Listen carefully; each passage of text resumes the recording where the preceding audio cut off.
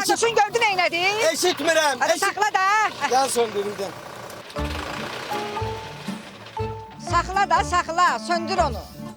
Köpək qız, nə istəyirsən yenə? Gəl bura, gəl bura. İşimizi görək də.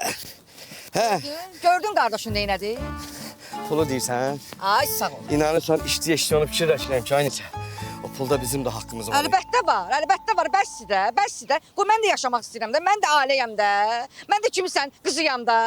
Ada bəsdir də qardaşıma nəlbəki aldın, verdin, kostyum aldın, verdin, suşi çubuqlara, bütün ev suşi çubuqları deyə. Bunlar hamısı pul deyə. Gedin də ondan pul istə, görün verir. Dünən mənə pul lazımdır, iş qurmaq istəyirəm. Ada o pulu götür, get Lobo traktorunun ilkin ödənişini ver. İşte qazan, dolanaq da, pulamız qalsın sənə də. Ata bəs də hümbət görmüsən neyini? Yo. Hümbət aldı bir dənə bundan. Aha. Qaz vurub qazan doldurur. Traktor məsələsi ağlıma batdı ya. Hə də, elə də, canım elə də bunu da. Eşidirsən? Əfruz bilsən nə deyib? Nə deyim? Deyib kasıb kimi burada yaşamaqdansa, Hə. gedirik Bakıda oliqarx kimi yaşayaq. Bunlara bax, heç nə bizə deyib bizə lazımdır. Qudurublar bunları. Bakıya gedirlər. Tarık Manisa. Mən meydandan danışarım. Sən Elə də, narahat ol. elə də. Gəl otur gedək, gəl. Gedək də oradan. Hə, gəl.